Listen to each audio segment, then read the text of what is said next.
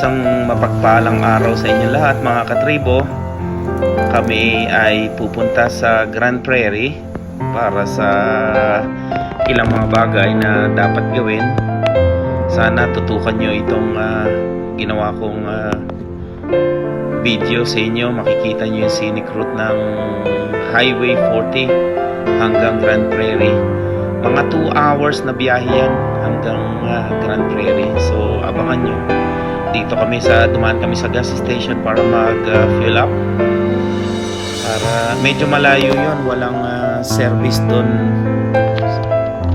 na kulang 200 kilometers. So kailangan na preparado ka just in case na may konting aberya sa daan, may mga stranded, minsan may aksidente, kailangan mong huminto, kailangan mo yung sasakyan para ma-warm up ka. Malamig pa dito ngayon, mahangin, saka ang paligid, kung nakikita nyo yung paligid, puro pa snow dito sa amin.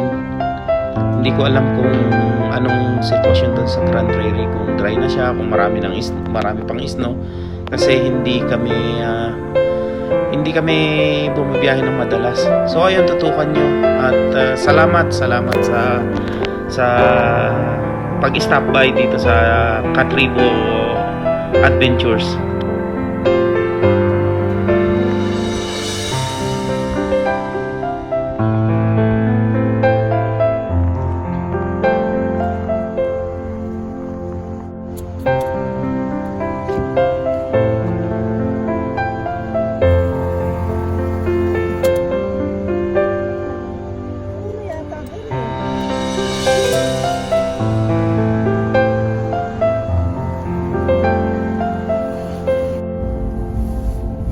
Kami ng taon mga katribo.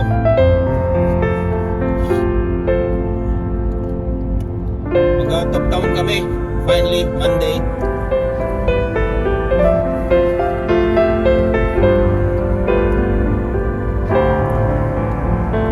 Grabe pa rin ang snow dito sa kalsada. Nagis na kagabi.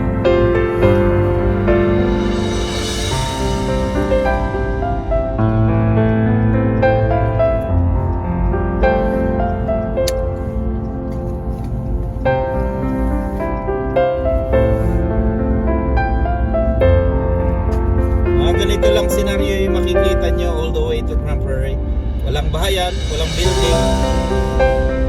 Meron din, pero mga oil rigs.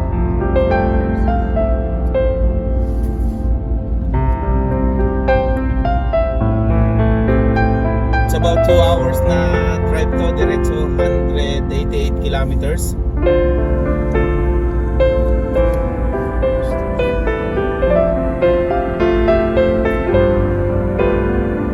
Ipapasyal ko lang tayo ng konti, papalabas pa lang kami ng town ngayon.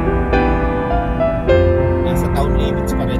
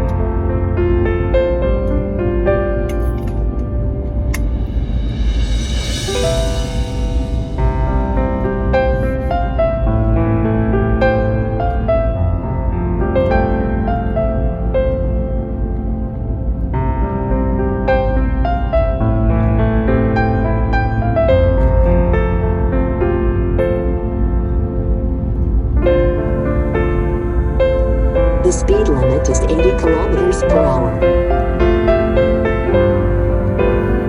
Napagalitan ako ng truck ko. Over na daw.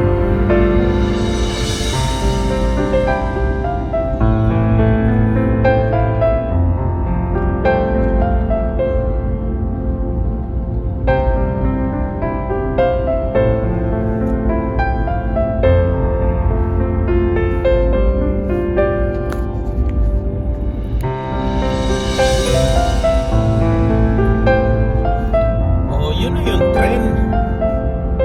Nice. Very nice.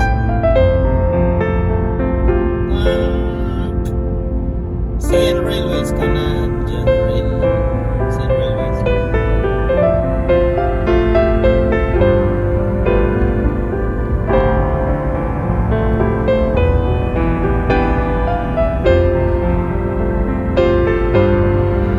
Milner Power.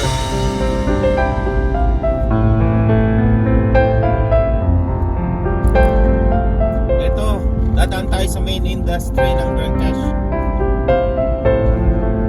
Grand Cache Coal Mine, CST Coal Limited.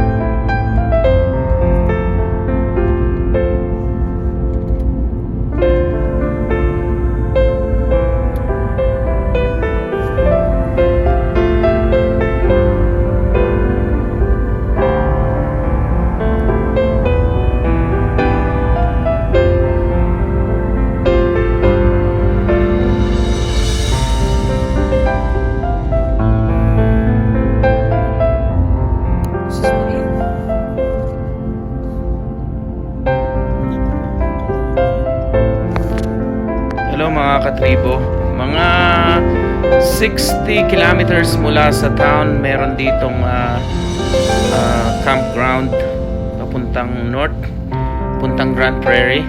Ito, pupunta kami sa loob nito. May attraction din dito, view deck. Okay siya pagka summer, maraming tumitigil dito para mag stopover, mag washroom, mag stretching. Okay din, maliit na area lang yan pero pwedeng mag palipas ng gabi. May mga parapet, maliit lang siya, hindi gaanong makaka-accommodate din ng ilang travelers. Mini-maintain ito ng MD of Greenview number 16, municipal. So ayan, nakikita nyo naman may washroom. Tapos hihinto kami dyan. Ayun, pupunta sa view deck. Maglalakad-lakad. Bumaba ng sasakyan. Ito si Jo Marie at saka si Ma Sofia. Pupunta sa view deck. Medyo malamig pa, nakikita nyo naman, pero puro snow pa yung nasa dinadaanan. Medyo madulas din, kaya ingat-ingat sa paglalakad. Yan makikita, o parang sa atin overlooking pwedeng attraction. Siguro yung mga travelers pag punta dito, ang ginagawa nila kasi may hiking trails dyan pababa. Yun, nag-hike tapos nagpipitch sila ng tent. Diyan sila nagpapalipas. Minsan tinatakbo nila yung mga aso nila dyan. Pero itong area na to wala masyadong bahayan, delikado. Maraming mga wild animals dyan. Bears, yun. Isa sa delikado dito sa Alberta. Ayan yung attraction, nakikita nyo naman. Ang ganda ng paligid. Pwede rin kayo kung galing kayo sa Grand Cache, pwede kayong mag-stop over dito. Mga after 60 kilometers, gawing kanan siya. Ang pangalan ng lugar niya, South View. To wala naman masyado. Ayan, nakikita overlooking. Diba?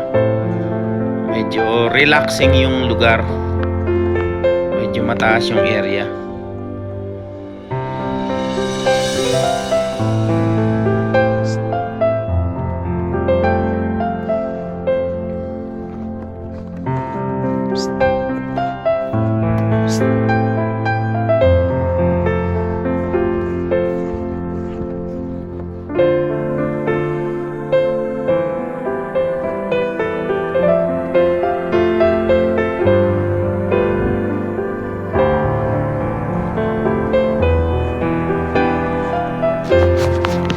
Ayun, head back na kami sa truck.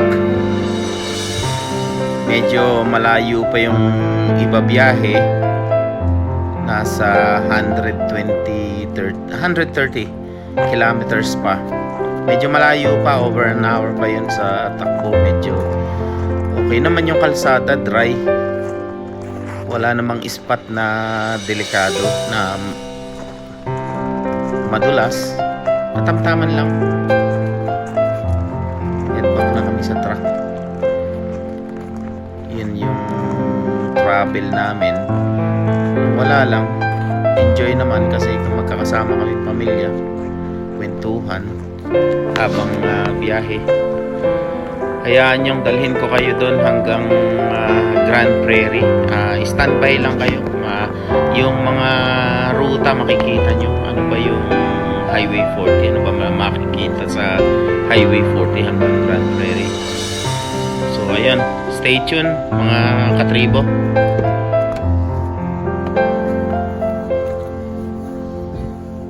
Lamig!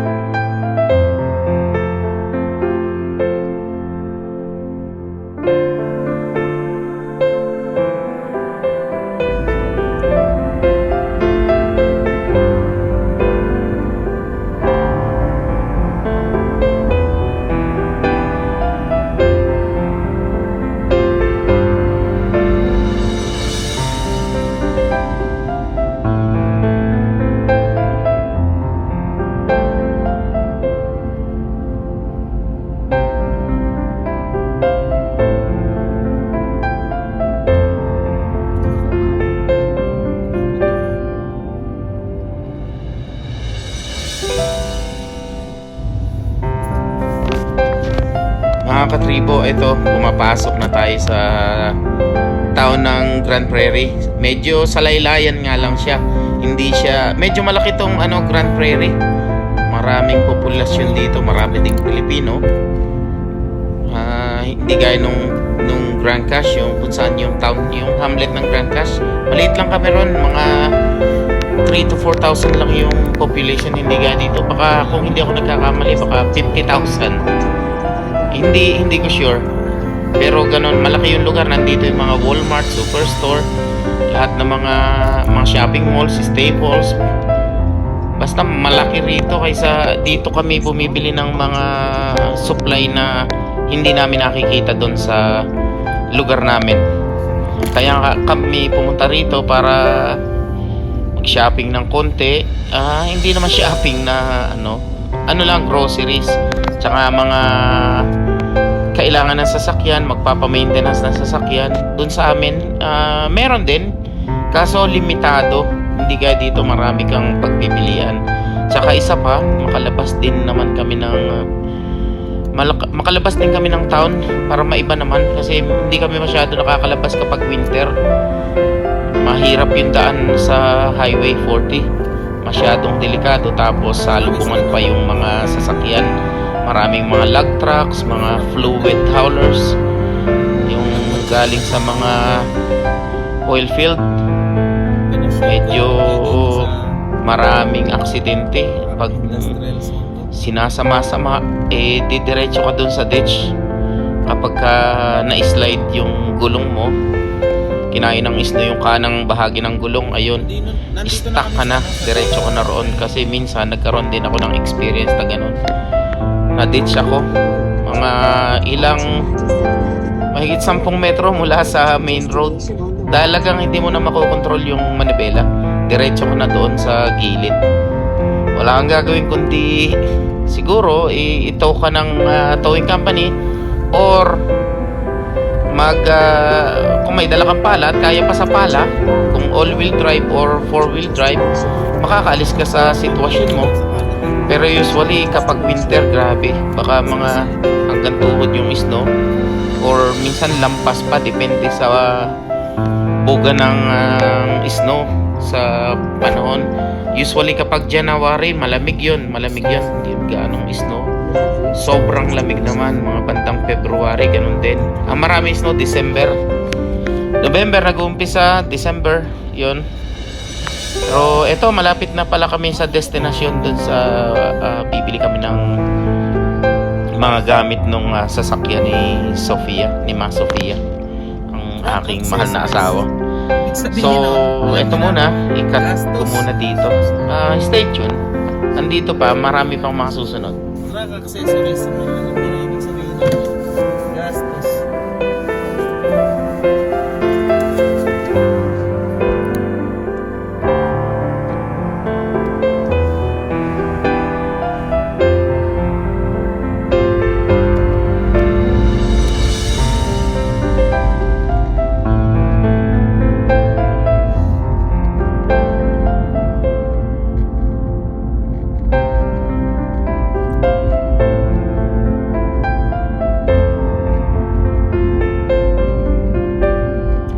Din ang hawan,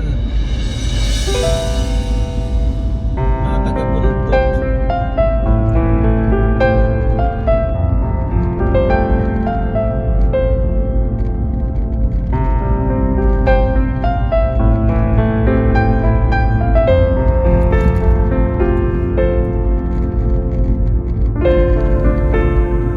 Edmonton City Center.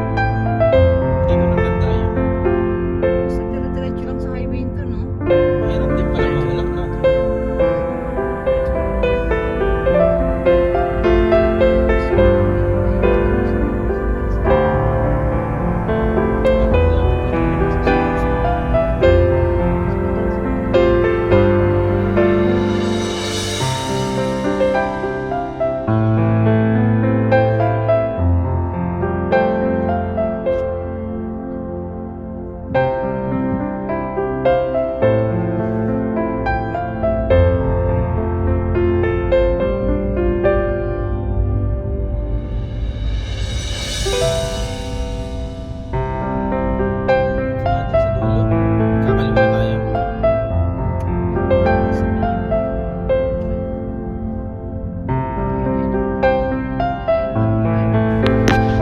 Ito mga katribo, nagutom na, gahanap ng makakainan. Medyo hindi masyadong pamilyar dito kahit matagal na ako rito, pabalik-balik, paiba-iba ng mga kinakainan, pero bago daw to itong Popeyes, kailan lang daw to na-establish dito sa Grand Prairie. So ayun, okay siya. Ito yung parang manok sa Jollibee.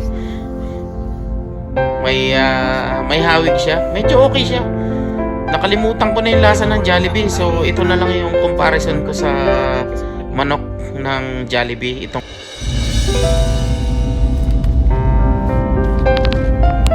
So ayun mga katribo, on the way na kami sa pag-uwi.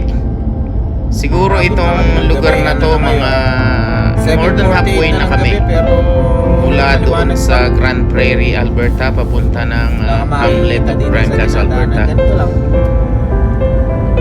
Wala kayong makikita kung di puno. Layo pa kami, mga 100 Mainit na, kilometers. napakaganda ng daan. Sa bahay. Makikita nyo diba sa screen, dry na dry siya. Ang speed limit dito 100 km/h lang. Yung yung truck ko palaging nagre-remind yun ng speed limit kapag lumampas ka ng 100 km/h.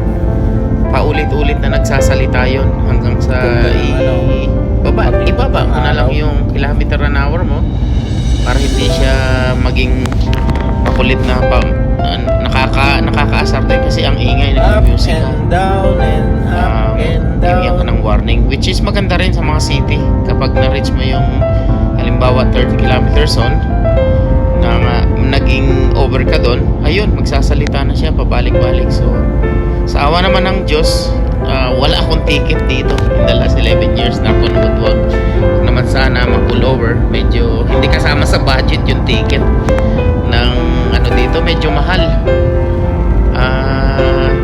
Mahal ang babayaran mo, tapos may record ka pa sa yung lisensya mo, magkaka-record pa.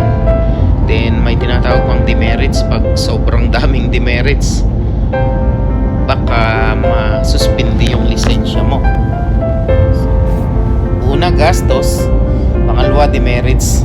Di rin mag-drive na lang ng tama, saka nasa speed limit, wag nang lumabag sa batas. So kung ayan na nakikita nyo yung lugar, napaka-boring, no? Ganyan lang, 2 hours.